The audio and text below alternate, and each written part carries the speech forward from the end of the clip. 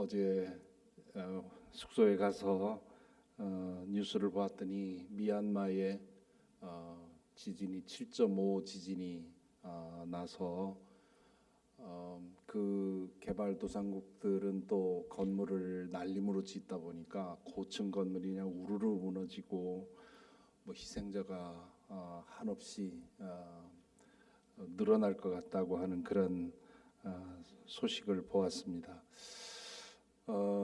우리에게 주어진 시간이 하루밖에 없다는 것, 다시 한번 절감하게 되는 그런 여러 가지 영상을 보면서 우리도 역시 하루살이고 내일을 보장할 수 있는 사람이 아무도 없다는 사실을 다시 한번 절감하게 됩니다. 참으로 오늘 오면서 장로님들랑도 말씀을 나눴지만 여러 가지로 참 심란한 그런 시대를 살고 있습니다. 환경의 문제도 그렇고요, 또 정치의 문제도 그렇고, 그래도 전에는 사실에 대해서는, 팩트에 대해서는 어느 정도 공감하면서 그 팩트에 대한 해석이 달라서 뭐 보수다, 자유다, 뭐 진보다 이렇게 나뉘었는데, 저희 지역에도 우리 미주에 있는 신문 아침마다 이렇게 보면 가끔 정치 문제에 대해서 그 평론가들이 글을 쓰는 걸 보면 이건 전혀 다른 세상을 살고 있구나. 동일한 팩트에 대해서 해석이 다르면 그나마 대화가 좀 되는데, 이건 팩트 자체가 다르니까 이렇게 전혀 다른 세상을 보고 사는 한 신문사의 그 평론가들이라는 사람들도 세상을 이렇게 완전히 반대를 보고 있으니 이 세상을 어떻게 할 것인가.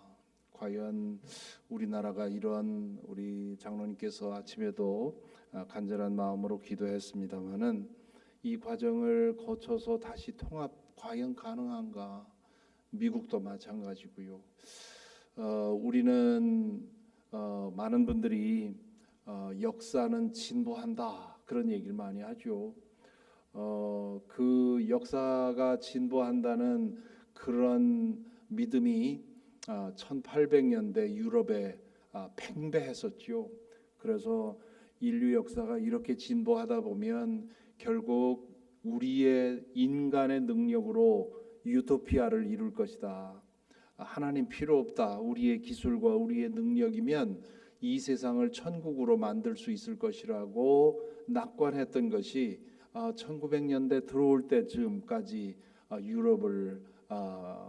유럽에 퍼져 있던 그런 낙관론이었죠. 그러다가 세계 1차 대전, 2차 대전이 일어나면서 그런 것이 아니구나. 인간은 어쩔 수 없는 죄인이고 역사는 반복되는 것이지 진보하는 것이 아니다 하는 그런 사실을 확인하게 되었는데, 요즘 한국에서도 그렇고 미국에서도 그렇고 전 세계적으로 이런 사실을 다시금 확인합니다. 우리가 이미 우리의 인간의 이성과 인간의 지성으로 인해서 이미 과거의 사건, 더 이상 일어나지 않으리라는 사건들이 지금 다시 일어나는 것을 보면서, 또 미국 안에서도 전에 제가 미국 유학을 시작한 것이 1986년이었는데 그때만 하더라도 감히 부끄러워서 입에 올리지 못하던 그런 얘기들을 이제는 대통령이란 사람이 국민 앞에서 거침없이 말하는 이런 시대가 되었으니, 정말 우리의 이 물질 문명, 과학 문명은 계속 발전합니다마는 인간의 정신 문명은 발전하는 게 아닙니다. 인간의 이 죄성이 해결되지 않는 한 이 인류의 역사는 반복될 수밖에 없고요. 그렇기 때문에 우리는 지난 몇십 년 동안 우리 인간이 많은 것을 이루었고 이제는 전쟁 없는 완전한 그런 평화의 시대를 맞을 거라고 생각을 했는데 그것이 헛된 망상이었다는 것을 느끼면서 많이들 두려워하지요. 얼마나 많이들 아쉬워하고 두려워하고 심란해하고 세상이 과연 어찌 될 것인가, 이렇게 환경이 파괴되고 다시 우리가 과거에 이미 야만 시대에 했던 일들, 그런 일들이 다시 나타나는 것을 보면서 우리 자녀 세대, 우리 손녀 세대들은 이 땅에서 어떻게 살 수 있을 것인가, 그런 질문을 하면서 고민하지 않을 수 없는 우리 시대를 살고 있습니다. 이런 시대일수록 이렇게 되면 우리의 관심은, 우리의 마음은 하늘로 향하게 되지요. 세계 1차 대전과 2차 대전이 끝난 후에 유럽의 그 천재들이 신학교로 몰려들었습니다. 그래서 30년대 40년대에 이 대단한 그런 천재들이 신학교로 들어왔고, 그들이 이제 그 이후에 한 100년 이상 신학계를 주도하는 그런 일들이 있었죠. 1차 세계대전, 2차 세계대전을 겪으면서 역시 인간에게는 희망이 없구나, 희망은 하나님께 있다고 하는 생각을 갖고 다시 이제 그 종교로 관심을 돌리게 되었는데요. 오늘 우리 시대의 이 절망, 우리 시대의 이 상황이 교회로부터 떠나 있던 우리 젊은이들로 하여금 다시 하나님을 바라볼 수 있는 그런 변화가 되는 그런 은혜가 있기를 소망합니다. 어제 이제 영성 깊은 삶이라고 하는 주제를 가지고 어제 먼저 우리 인간이 어떻게 생겼는가, 무엇을 차를 사면, 새로운 차를 사면 이 차가 어떻게 구성이 되어 있고 이 차를 어떻게 하면 가장 안전하고 효율적으로 운전할 수 있는가 하는 것을 배워야 하지요. 그것처럼 우리 인간이 인간으로서 얼마나 온전하게 복되게 살 수 있는가를 알려면 우리 인간이 어떻게 생겨 먹은 존재인지를 알아야 되는 거지요.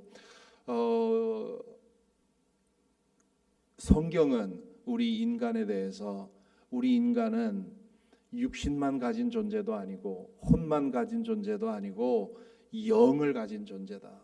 영이신 하나님과 소통할 수 있는 능력을 부여받은 존재이고, 그 영의 충만함이 있어야만, 하나님과 충만한 그런 사귐을 통해서 우리의 영이 강해지고 깊어지고, 그럴 때 그 영의 다스림 가운데에서 우리의 육과 혼이 제 역할을 하게 된다. 이제 그렇기 때문에 그러한 우리의 인간이 어떤 존재인지를 먼저 알아야 한다 해서 이제 도표로 말씀을 드렸고요. 그리고 그러한 존재라면 영이신 하나님과 사귀는, 영이신 하나님과 소통하는 그 과정에서 가장 중요한 것이 우리 기도 생활이다. 기도 생활은 영혼의 호흡이라는 말처럼 우리 삶 속에서 가끔 해야 되는 그런 것이 아니라 끊임없이 해야 되는, 늘 바울 사도가 항상 기도하라 그런 말씀을 했죠. 쉬지 말고 기도하라.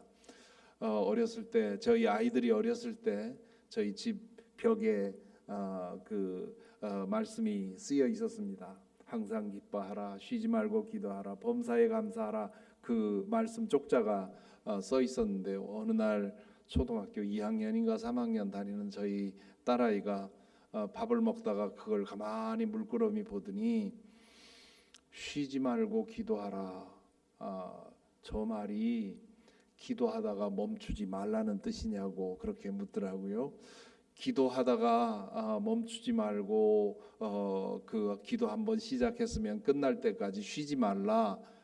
아이가 생각할 때 항상 늘 기도한다는 것은 말이 안 되니까 가만히 보고는 쉬지 말고 기도하라, 하루 종일 기도하라는 말 같지는 않으니까 그러면 기도하다가 멈추지 말라는 뜻이냐고 묻더라고요. 쉬지 말고 기도하라는 말은 하루 종일 눈 감고 있으라는 뜻이 아니지요. 늘 하나님과 동행하는 상태에서 살라고 하는 것입니다. 하나님과의 관계 속에서 살라는 것이지요. 지금 기도하고 있는 겁니다. 우리가 함께 모여서 예배드리며 말씀 나누는 거, 이거 기도하는 거지요. 이거 끝나고 나서 친교실에 가서 같이 음식을 나눌 때, 그때도 우리가 주님과 함께 동행하면 기도하는 겁니다. 하나님의 임재 연습이라고 하는 책을 쓴 브라더 로렌스라고 하는 분이, 그 하나님의 임재 연습이라고 하는 책이 매우 유명한데요. 그 하나님의 임재 연습에서 그 브라더 로렌스가 하는 얘기가 그겁니다. 그분이 전쟁에 나가서 심한 상처를 입고 장애인이 되었습니다. 장애인이 되고 나서 할 일이 마땅한 일을 찾을 수 없으니까 어느 수도원에 가서 수도사들의 옷을 빨고 음식을 만들고 하는 그런 일을 하게 된 겁니다. 그래서 그의 이름이 그에게 붙여진 이름이 브라더입니다. 수도사들은 father라고 부르지만 그 수도원에서 일하는 그런 평신도니까 이제 브라더 로렌스라는 이름으로 전해져 왔는데, 그 사람이 죽고 나서 그저 그 수도원에서 밥 짓고 청소하고 빨래하고 하는 사람인데, 그렇게 살다가 세상을 떠났단 말이죠. 떠나고 나서 그의 유품을 정리하다 보니까 깨알같이 써놓은 그런 쪽지들이 있었던 거예요. 그걸 열어보니까 와, 이 사람이 영적으로 얼마나 깊은 사람이었는지를 알게 됩니다. 그래서 그것을 나중에 책을 내서 지금까지도 읽혀지는 영성 고전으로 읽히고 있는데요. 그 브라더 로렌스가 거기에 쓴 글을 보면, 나는 늘 주님과 함께 동행한다. 내가 키친에서 달걀 후라이를 뒤집을 때에도 나는 하나님의 영광을 위해서 하고, 수도사들의 옷을 빨고 그것을 다림질할 때도 나는 하나님의 영광을 위해서 한다. 그런 얘기를 합니다.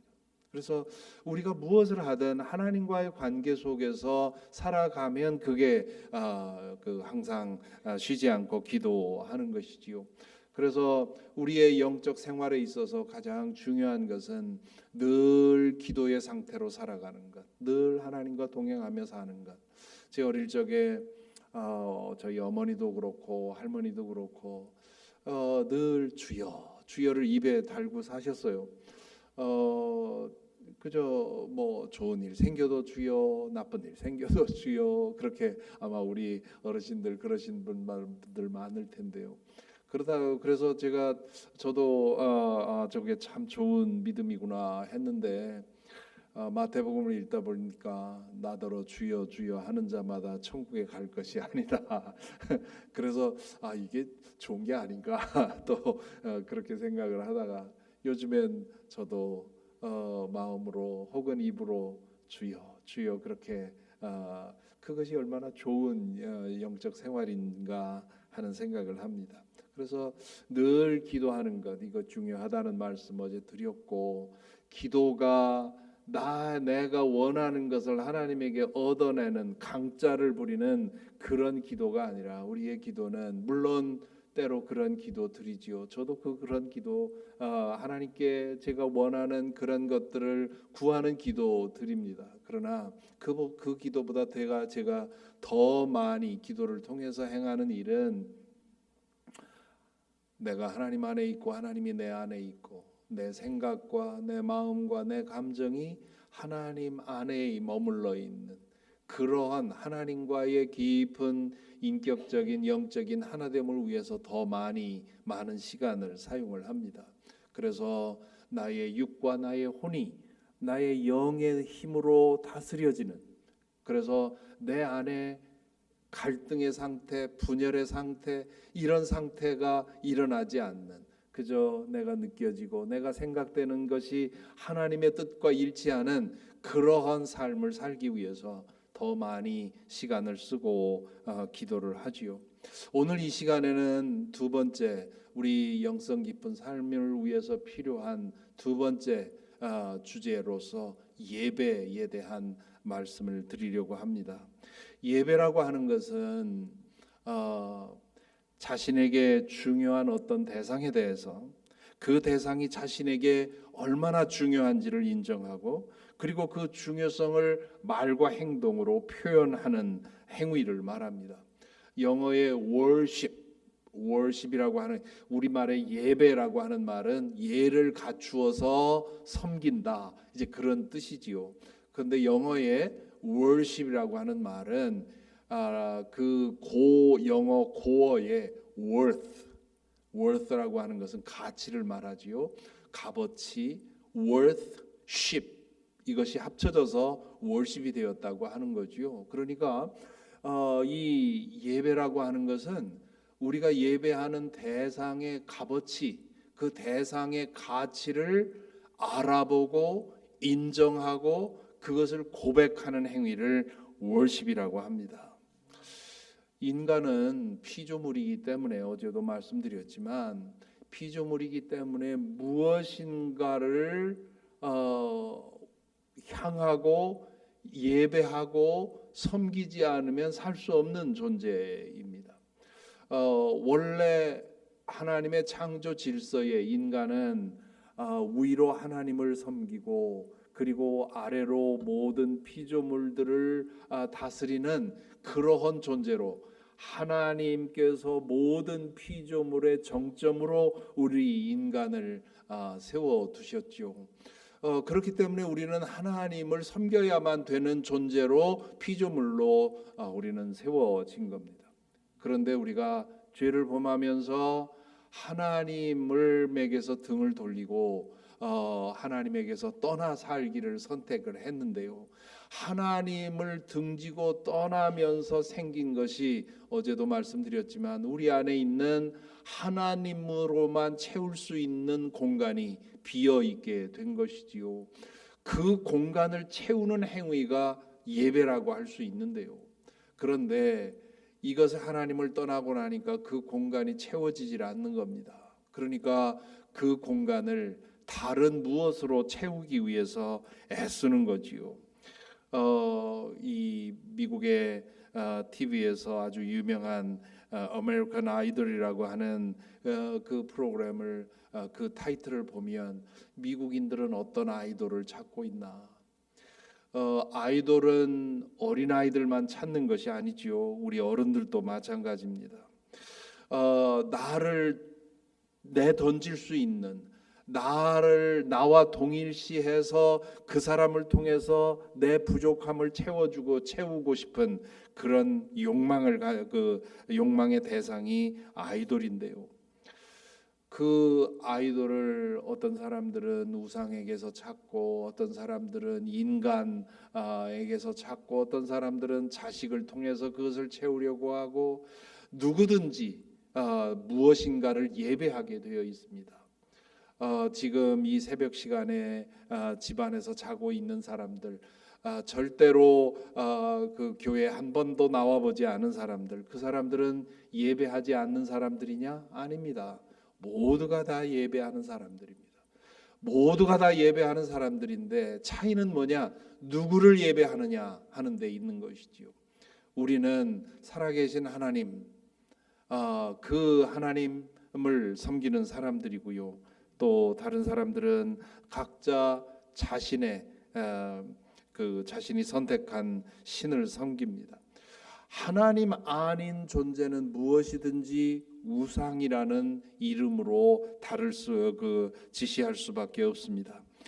시편 115편 8절에 보면 우상을 만드는 사람이나 우상을 의지하는 사람은 모두 우상과 같이 되고 만다 그렇게 얘기를 합니다. 우상을 만드는 사람이나 우상을 의지하는 사람은 모두 우상과 같이 되고 만다. 우리 모든 피조물 가운데 우리 인간보다 큰 존재는 아무것도 없습니다. 비록 우리 인간 존재가 참으로 때로는 너무도 연약한 그런 존재, 너무도 가벼운 존재처럼 바람 같은 그런 존재처럼 보이지만 하나님께서는 모든 피조물 가운데 가장 높은 존재로서 우리 인간을 지으셨습니다. 그렇기 때문에 우리가 섬길 대상은 하나님밖에 없는 거지요. 하나님 이외에 어떤 존재도 우리보다 크지 않기 때문에 우리가 그 존재를 섬길 때는 우리는 그 안에 갇히는 겁니다. 그것이 사람이든 다른 신이든 간에. 그래서 우리는 우리를 자유케 하고 우리를 품을 수 있는 그런 존재는 하나님밖에 없다고 하는 것. 그래서 참된 예배는 오직 창조주에게만 향할 때 우리의 예배는 바로 살아나게 되는 겁니다. 바울 사도는 우리의 영이 죽은 것이나 다름없는 상태에 있어도 여전히 하나님의 존재와 영광과 능력을 알아볼 수 있다고 얘기를 하지요. 로마서 1장 19절부터 20절에 보면 하나님을 알만한 일이 사람에게 환히 드러나 있습니다. 하나님께서는 그것을 환히 드러내 보여주셨습니다. 이 세상 창조 때로부터 하나님의 보이지 않는 속성, 곧 그분의 영원하신 능력과 신성은 그 사람이 지으신 만물을 보고서 깨닫게 되어 있습니다. 그러므로 사람은 핑계를 댈 수가 없습니다. 그렇게 얘기를 합니다. 하나님을 알만한 일이 사람에게 환히 드러나 있습니다. 여기 환히, 파네론이라는 형용사와 환히 드러냈다, 환히 드러내 보여주셨다, 그렇게 얘기를 하고 있는데요. 인간에게 주어진 능력으로 보나 하나님께서 드러내신 정도로 보나 누구나 찾기만 하면 이 세상 피조 세계 속에서 하나님을 알아볼 수 있다는 것입니다. 그런데도 하나님을 예배하지 않고 하나님을 무시하는 이유는 어디 있느냐? 그것은 보지 못해서가 아니라 못 본 척하기 때문이고 보지 않으려 하기 때문입니다. 그래서 계속해서 21절, 23절에서는 이렇게 얘기합니다. 21절 우리 같이 읽어보겠습니다.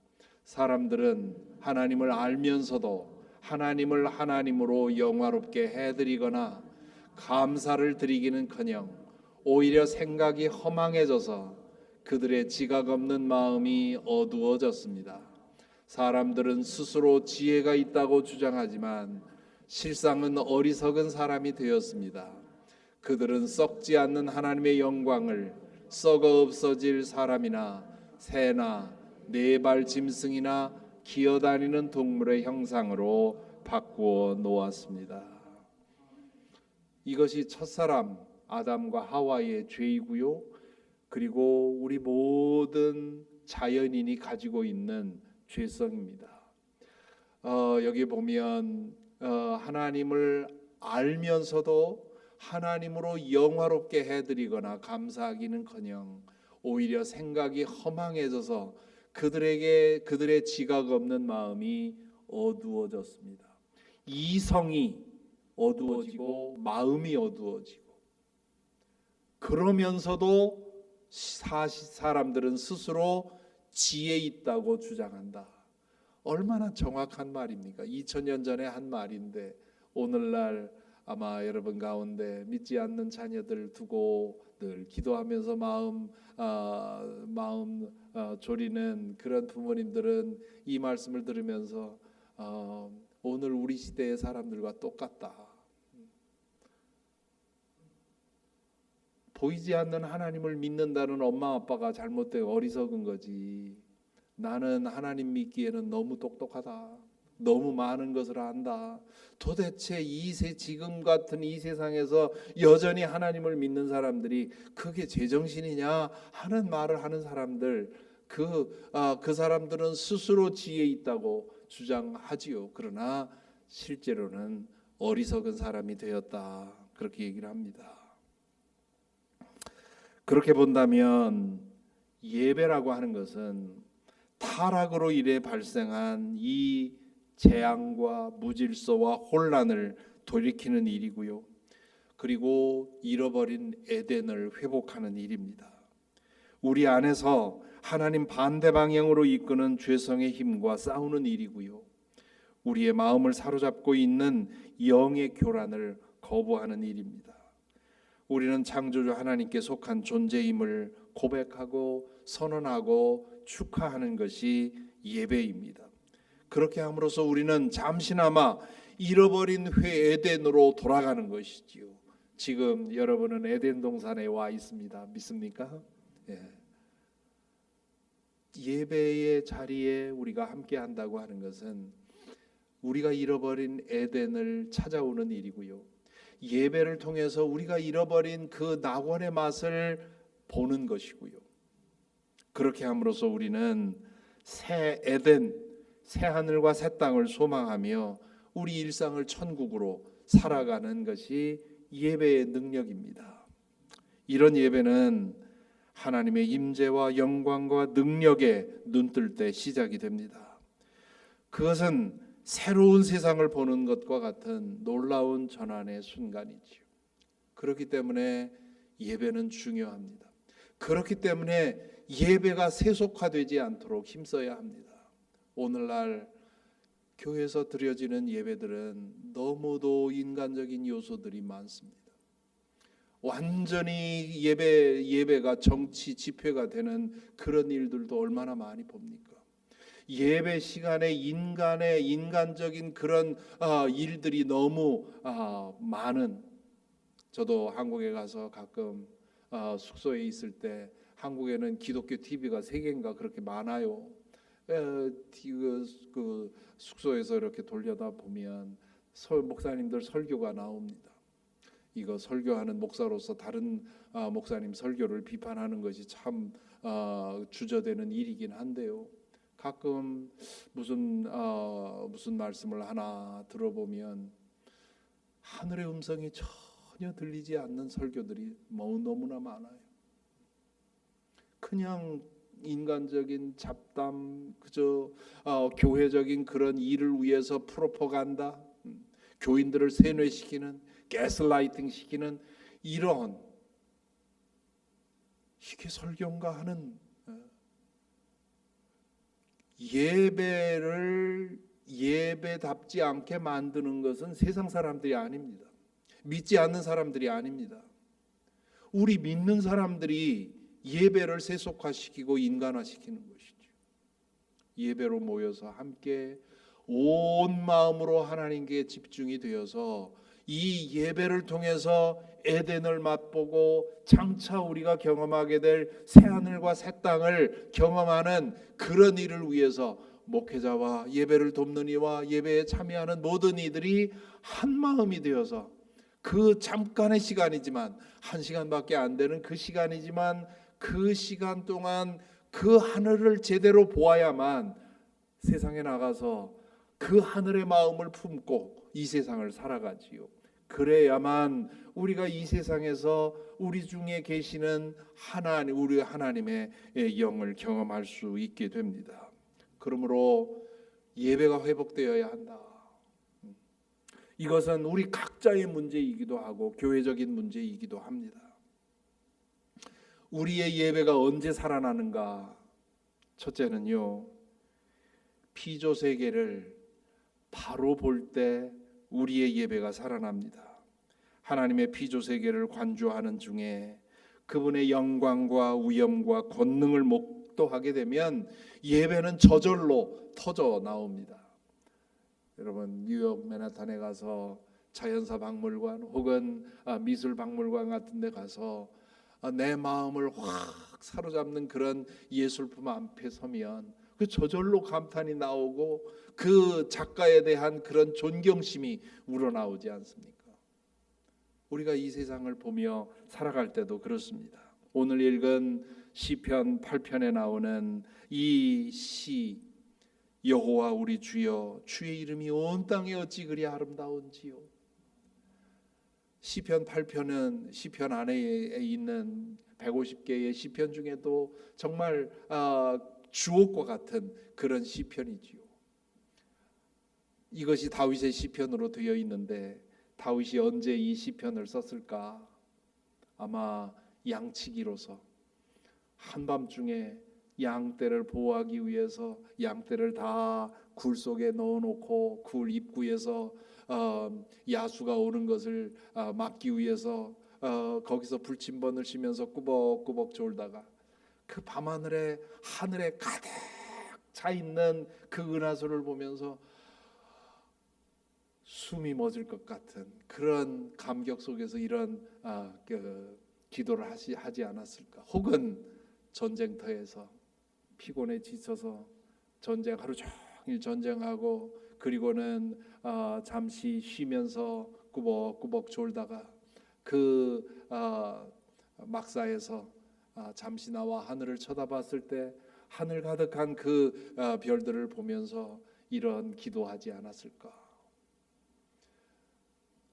저희가 교회에서 아리조나에 있는 호피 원주민 보호구역에서 선교하는 우리 목사님을 돕기 위해서 도우면서 1년에 한 번 단기 선교를 가는데요.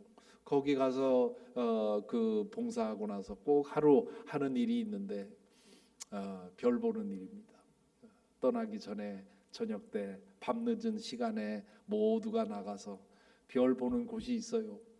그 아리조나 허허벌판에서 그 밤하늘에 가득한 별을 보면서 함께 이 시편을 읽고 감사하고 오늘 우리 시대에 가장 큰 우리 젊은이들의 우리 자녀 세대의 가장 큰 문제 중에 하나는 자연과의 접촉점을 잃어버렸다는 데 있습니다. 하나님의 피조 세계를 보고 그 광활한 그러한 모습을 볼 때 우리 인간이 얼마나 작아 보이고 그리고 이 창조주 하나님이 얼마나 대단해 보이고 그 창조주 하나님이 나 같은 존재를 기억하고 알고 있다는 것이 얼마나 눈물 나도록 감격스러운 것인지를 깨닫게 되는 거죠. 제 아들이 지금 목회하고 있는데요.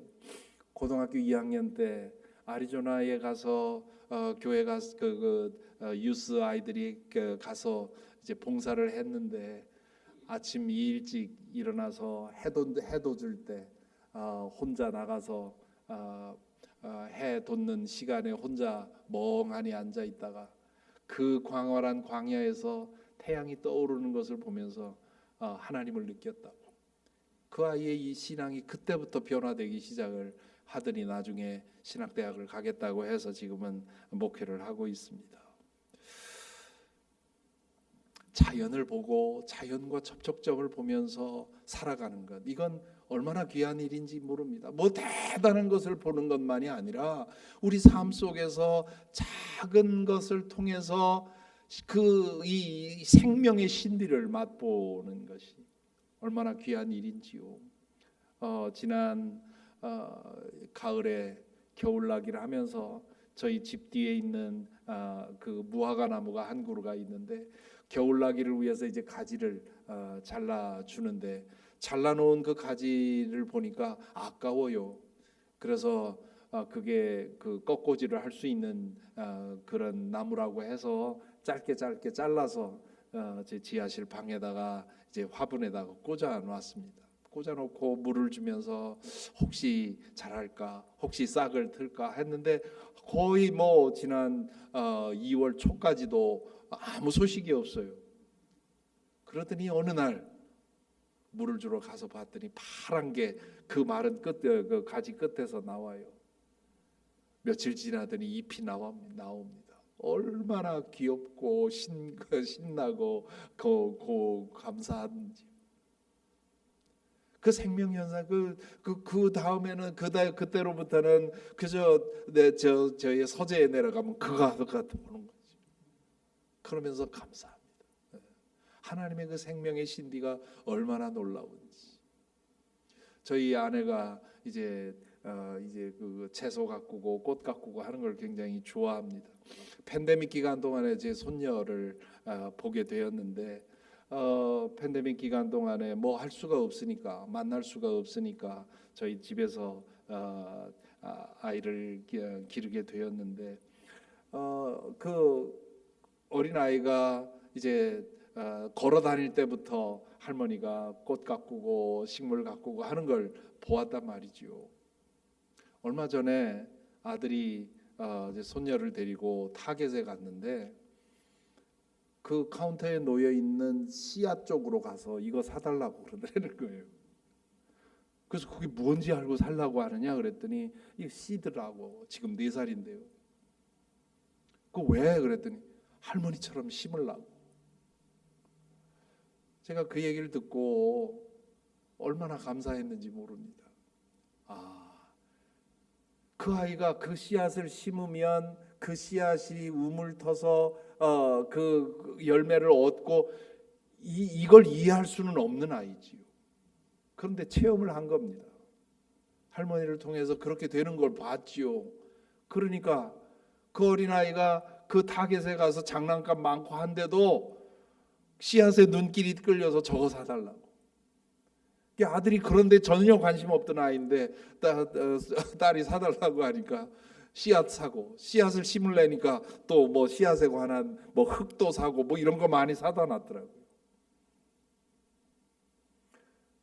자연, 하나님의 피조 세계를 통해서 하나님을 보고 하나님의 그 위엄과 감사와 놀라운 그런 영광을 보는 것. 유튜브에 들어가면 이 온 우주의 모습을 이렇게 그 그래픽으로 만든 그런, 그래서 뉴욕부터 시작해서 저 우주 끝까지 가는 그런 여행의 모습을 해놓은 것도 있고요. 우주의 모습을 그 제임스 웹 망원경으로 본 그 우주의 모습을 영상으로 만든 것도 있습니다. 그런 것들을 보면 이 온 우주라고 하는 것이 얼마나 신비하고 얼마나 놀라운지. 그런데 그 어마어마한 그 항성과 행성의 수가 헤아릴 조 단위를 넘어설 정도로 지금까지 파악된 것만으로도, 그런데 그 끝을 알 수 없는 그런 어마어마한 그 우주에 지금까지 생명이 사는 행성은 지구 하나라고 하는 것, 이런 것들 생각하면 얼마나 신비하고 놀라운지 모릅니다. 망원경으로 봐도 놀랍고 현미경으로 봐도 놀랍고, 이러한 사실을 깨달을 때 우리의 예배는 살아나게 되는 것이지요. 그러한 마음을 가지고 예배의 자리에 왔을 때 우리는 찬송을 불러도 심드렁하게 그냥 부르는 것이 아니라 마음에서 터져 나오는 그런 부름을 하게 됩니다. 우리의 예배가 살아날 때는 첫째 피조 세계를 통해서고요. 두 번째는 복음을 통해서입니다. 바울 사도가 피조 세계를 바라보면 하나님을 알만한 것이 충분히 나타나 있다, 그렇게 얘기를 하는데, 그 알 수 없는 그 신이 누군가, 그것을 알려주신 분이 바로 예수 그리스도입니다. 예수 그리스도의 복음이라고도 하고 예수 그리스도에 관한 복음이라고도 하게 되지요.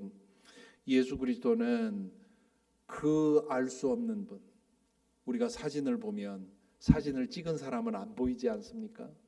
그러나 사진이 있다는 그 사진을 보고 우리가 가장 확실하게 말할 수 있는 것은 누군가가 그 사진을 찍었다는 것은 가장 분명한 사실입니다. 그 사진 안에 누가 있는지, 그 사람들이 누군지는 우리가 잘 몰라도 우리가 사진을 하나를 손에 들었을 때 누군가가 찍었다. 그런데 그 찍은 사람은 사진에 나타나지 않죠. 그 찍은 사진으로 나타나지 않는 그 사진을 찍은 그분이 누구냐 하는 것을 예수님께서 당신의 삶을 통해서 우리에게 보여주셨죠. 그래서 예수님이 그 하나님이 어떤 분인지를 우리에게 보여주셨고, 그리고 그 하나님께서 우리를 얼마나 사랑하시는지를 십자가를 통해서 보여주셨습니다. 지금 우리는 사순절 기간 동안에 예수 그리스도의 그 희생과 그 사랑을 묵상하고 있지 않습니까? 지금 최근에 우리 교우들과 히브리서를 읽으면서 묵상을 하고 있는데요. 히브리서를 묵상하면서 제가 정말 그 눈물을 흘렸던 적이 있는데, 히브리서에 보면 예수님은 모든 점에서 우리와 같은 분이었고, 우리가 겪는 모든 유혹과 고난과 시험을 다 당하셨는데 죄는 없으신 분이다, 그런 얘기가 나옵니다. 이 말씀을 오래도록 붙들고 씨름하기 전에 저는 하나님의 아들이니까 죄 없는 거 당연하지, 그렇게 생각을 했었거든요. 그런데 이번에 그 말씀을 묵상하는 중에 다른 게 보였어요. 우리와 동일하신 분이고, 우리가 겪는 시험과 유혹과 고난을 다 당하신 분인데, 그런데 그분은 그럼에도 불구하고 죄가 없었다. 그 말은 그분은 하나님의 아들이었기 때문에 어떠한 유혹에도 끄떡 없었다, 그런 뜻이 아니더라고요. 복음서를 읽어보면요, 예수님에게 신적인 지혜가 있었고 신적인 능력이 있었어요. 그런데 그 지혜와 그 기적의 능력을 당신 자신의 유익을 위해서 사용한 적은 한 번도 없어요.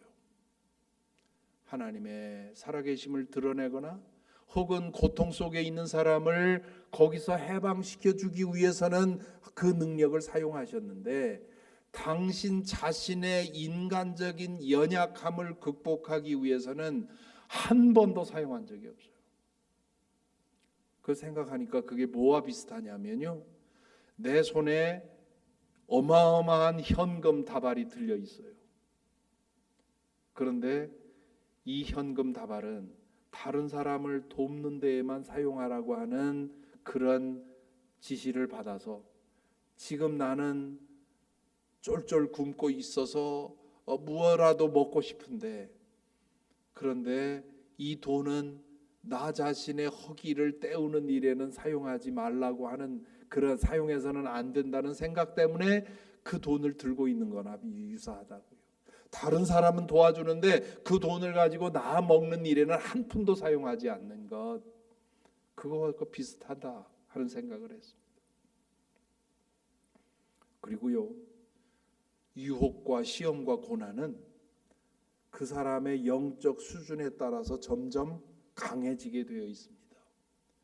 제가 20대, 30대, 40대에 저를 흔들었던 유혹과 시험과 고난은 지금은 저에게는 아무 문제가 되지 않습니다. 그런데 지금 저에게는 또 다른 더 강한, 더 교묘한 그런 유혹이 있어요. 그런 시험이 있어요. 그런 고난이 있어요. 그러니까 예수님께서 우리와 똑같은 분으로서 똑같은 연약함을 갖고, 그러나 모든 시험과 유혹을 이겨내셨다는 말은 인간이 당할 수 있는 유혹의 최상, 인간이 당할 수 있는 시험의 최상, 인간이 당할 수 있는 고난의 최상을 경험하셨다는 뜻입니다. 높이뛰기 선수가 1m 20을 넘어가면 그 다음에 1m 30으로 올리고 40으로 올리고 50으로 올리고 계속 올리지요. 그 바를 넘어뜨릴 때까지 계속 올리는 것이 높이뛰기 시합입니다. 경기입니다. 그것처럼 우리도 마찬가지입니다. 영적인 수준이 커지면 커지는 만큼 유혹도 교묘해지고 강해집니다. 그러니까 예수님께서 이 땅에 오셔서 우리와 같은 연약함을 갖고 우리가 겪는 것과 같은 유혹과 시험과 고난을 당하셨다는 말은 인간이 당할 수 있는 최상의 유혹과 시험과 고난을 당하셨다는 뜻입니다. 그런데 그 고난을 당할 때 예수님은 당신에게 주어진 신적인 지혜와 신적인 능력을 한 톨도 사용하지 않고 오직 인성으로만 그걸 감당해내신 거죠. 그렇기 때문에 겟세마네 동산에서 마지막 십자가의 그 길을 받기 전에 그것이 얼마나 고통스러운지 아셨기 때문에 그분은 이 잔을 물려달라고 두려워하면서 기도했던 겁니다. 예수님이 왜 이토록 그렇게 사셨을까? 그것은 히브리서 저자는 그렇게 말합니다. 하나님께 대한 지극한 경외심으로, 하나님의 뜻을 한 톨도 손상시키지 않겠다는 그런 지극한 사랑으로 예수님은 자신의 인간적인 연약함으로 모든 것을 감당해내시고 그렇게 해서 우리의 구원을 이루어 주신 것이지요. 그렇기 때문에 그 예수님의 희생을 생각할 때 우리는 감사하게 되고 감격하게 되고 십자가를 통해서 하나님이 우리를 얼마나 사랑하시는지 그 하나님의 무한대의 사랑을 경험하게 됩니다. 그리고 그것을 깨달을 때 우리의 예배는 살아나게 되지요. 셋째로 우리의 예배가 살아나는 것은 영적 체험을 통해서 그렇게 됩니다. 영적 체험을 통해서 하나님의 존재와 영광과 능력에 눈뜰 때 그때 예배가 터져 나옵니다. 어떤 사람들은 영적인 추구의 결과로 그런 체험을 하고요. 어떤 사람은 하나님의 전적인 은혜로 그런 체험을 하기도 합니다. 영적인 체험이라고 해서 뭐 대단한 체험만 있는 것은 아닙니다. 기독교 역사에 가장 큰 영향을 끼친 토마스 아퀴나스라는 분이 있습니다. 인류 역사상 가장 뛰어난 천재라는 말도 듣는데요. 그 토마스 아퀴나스라는 분이 신학 대전이라고 하는 하나님에 관한 신앙에 관한 모든 주제를 5권의 그 대작을 5권으로 집필할 계획을 세우고 신학 대전을 쓰기 시작합니다. 그러다가 3권을 썼을 때 3권을 마무리할 즈음에 예배 중에 하나님 나라를 보게 됩니다. 하나님 나라를 보여주십시오 간절히 구한 것이 아니고 그냥 예배를 드리는 중에 갑자기 하나님의 나라가 그분에게 드러난 거예요. 그래서 그 상태에서 몇 시간 동안 머물러 있었던 겁니다. 무아지경이지요. 사람들이 다 가고 자기 혼자 예배실에 남아서 그 하나님 나라에 젖어 있었던 겁니다. 그리고는 얼마 후에 이제 거기서 깨어 나왔는데요. 그 후에 쓰던 책을 쓰질 않는 겁니다.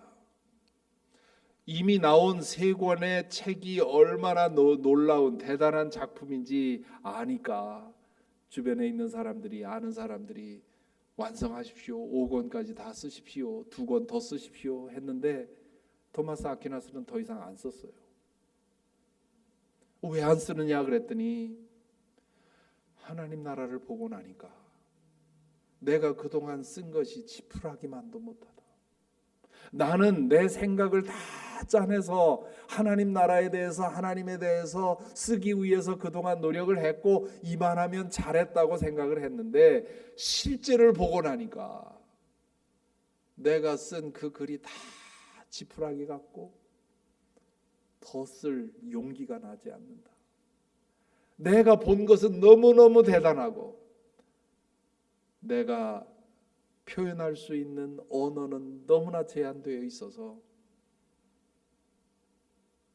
말 못하겠다. 글을 못 쓰겠다. 지금 제가 여러분에게 이렇게 설교하는 건요. 진짜를 아직 제대로 못 봐서 그렇습니다. 그런데도 그 남겨진 3권의 신학대전은 지금까지도 가장 위대한 신학작품으로 인정을 받고 있죠. 그런 영적 체험도 있고요. 그러나 그런 영적 체험이 누구에게나 언제나 항상 주어지는 것은 아닙니다. 이 영적 체험이라고 하는 것은 그런 생각을 해요.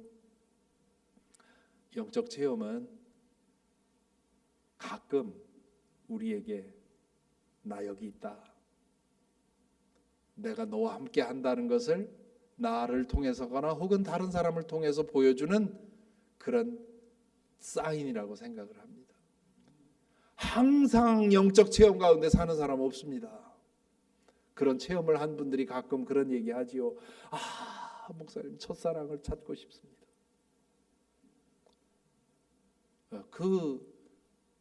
그래서 그런 얘기하지요. 항상 설레는 마음으로 살면 심장병 걸립니다. 첫사랑은 첫사랑이고, 첫사랑이 왜 주어졌느냐? 하나님 살아계시고 하나님이 우리에게 그만큼 가깝다는 걸 기억하고 살라는 거지. 늘 첫사랑 가운데 그 설렘 가운데 살아갈 수는 없는 거 아니에요. 여러분 중에도 아마 은혜 체험하고 3박 4일을 울었다는 분도 계시고 한 달 울었다는 분도 계시고 뭐 그렇죠. 늘 그러면 그게 살겠습니까? 나의 체험이든 성경에 나와 있는 다른 사람의 체험이든 지금 말한 토마스 아퀴나스의 체험이든 그런 사건들을 기억하고 눈에 보이지 않아도 하나님이 함께 계시고 하나님이 우리에게 가까이 계신 분이고 우리와 함께 한다는 것을 기억하고 살라는 것이지요. 그것을 기억하고 살게 되면 우리 일상생활 중에 아주 사소한 일들을 통해서도 주님을 보게 되는 그런 은혜를 경험하게 됩니다. 제가 섬기던 교회에 대단한 천재가 계십니다. NIH National Institute of Heart라고 하는 그 신약을 개발하는 그곳에서 일하시는 여자분인데 뭐 한국에서 공부할 때 그냥 뭐 틀려본 적이 없대요. 천당 가는 것도 시험 봐서 가면 내가 간다고 충분하다고 생각하는 분인데 워낙 똑똑하고 워낙 과학자로 훈련을 받다 보니까 어릴 때부터 교회를 다녔기 때문에 미국에 와서도 교회를 다니는데 문지방을 넘어서질 못하는 거예요. 물론 몸은 문지방에 넘어섰는데 항상 설교를 들으면 속으로 계산하면서 그건 아니지, 혹시 그건 맞을지 몰라, 그건 아니지, 늘 그러셨어요. 성경 공부에 들어오면 성경 공부 인도하는 사람들이 아주 너무 힘든 정말 어려운 질문들만 골라서 하니까 그리고 웬만하면 그냥 그래요 하고 받는 게 아니라 꼬치꼬치 물면 과학자로서 그게 설득이 돼야만 믿는 사람이라고요. 똑똑한 사람들의 여기도 아마 계실 텐데요. 똑똑한 사람들의 약점 중에 하나는 자기 머리로 믿어지면 이해가 되면 믿고 믿지 않으면 이해가 되면 안 믿는 거죠. 이분도 그랬습니다. 그래서 몸은 교회는 나오지만 마음으로는 항상 닫혀 있는 상태에 있었는데 60이 넘어서 어느 날 이분이 바뀌었어요. 한순간에 바뀌었어요. 아주 딱딱하고 이지적인 그런 표정으로 살던 분이 따뜻한 인상으로 바뀌었습니다. 그 바뀐 터닝 포인트가 뭐였느냐 하면 어느 날 아침에 식사를 하고 설거지를 하는데 그 부엌 창문으로 비스듬히 햇볕이 내려 쪼이더래요. 문득 그 햇볕을 주방에 든 그 햇볕을 보고 있는데 문득 그 생각이 들더라는 거예요. 하나님의 은혜가 평생 나에게 늘 저렇게 비쳤는데 내가 그걸 인정을 하지 않았구나. 그 생각이 드니 눈물이 핑 돌면서 그 자리에서 회개 기도를 한 거예요. 주님, 내가 평생 내 짧은 머리로 작은 머리로 주님을 부정하면서 살았습니다.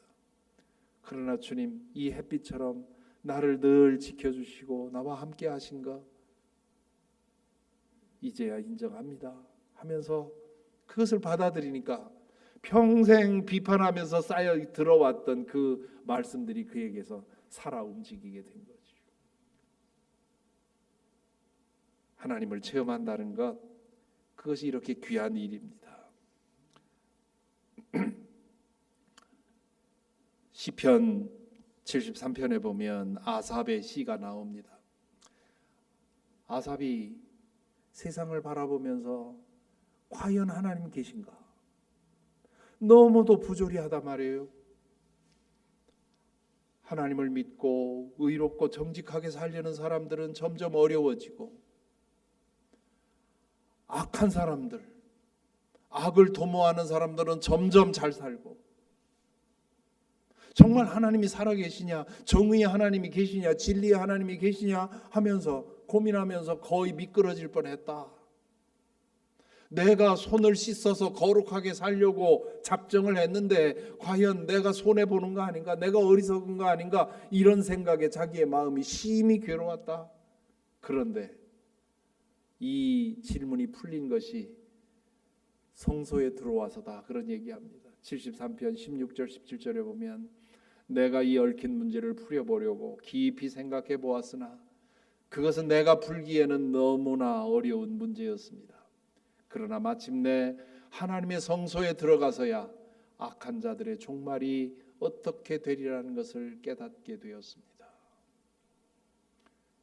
하나님이 살아계시고 하나님 안에서 이 세상 진실이 보이는 것은 성소에 이르러서 그런 일이 일어났다고 얘기를 합니다. 우리의 예배가 살아나야 됩니다. 우리의 예배가 살아나야만 우리의 일상생활에 그 예배의 능력이 옮겨져서 그래서 우리의 예배가 바로 살아나게 되는 것이지요. 우리 예배는 크게 세 가지가 있습니다. 첫째는 공적 예배가 있고요. 공적 예배는 이렇게 함께 모여서 드리는 주일 예배를 비롯해서 우리가 함께 드리는 모든 예배를 공적 예배라고 합니다. 그리고 두 번째는 골방 예배가 있고요. 그리고 세 번째는 일상 예배가 있습니다. 골방 예배에 대해서는 오늘 저녁에 말씀을 드릴 것이고요. 일상 예배라고 하는 것은 살아가면서 주님과 함께 동행하는 것이 그것이 예배이지요. 바울 사도가 로마서 12장에서 말한 대로 우리의 몸을 거룩한 산 제사로 드리는 그런 예배를 말합니다. 우리의 공적 예배가 살아있어야 일상 예배가 살 수 있습니다. 하나님께서 우리에게 원하시는 것은 이렇게 모여서 예배 드리는 것만 원하는 것이 아니라 우리의 생활 속에서 아까 브라더 로렌스 얘기한 것처럼 주님과 함께 동행하면서 우리의 모든 삶의 모든 과정을 하나님께 드리는 예배로 드리는 그것을 원하시는 것이지요. 그것이 되려면 우리의 예배가 살아나야 되고요. 우리의 예배가 살아나려면 우리의 피조세계를 통해서 하나님을 보고 예수 그리스도를 통해서 하나님의 사랑을 경험하고 또 일상생활 속에서 하나님을 만나는 경험을 반복해야만 우리의 신앙이 살아나게 되는 것이고 우리의 예배가 살아나게 됩니다. 그래서 이 예배가 살아나는 그리고 여러분의 공적 예배와 골방 예배와 일상 예배가 살아난다면 그러면 우리는 영성 깊은 사람으로 살아가게 될 것입니다. 부디 여러분의 개인의 예배, 교회 공적 예배 그리고 일상 예배가 살아나서 생명력 있는 그런 삶을 살아나가게 되기를 간절히 기도합니다. 기도하겠습니다.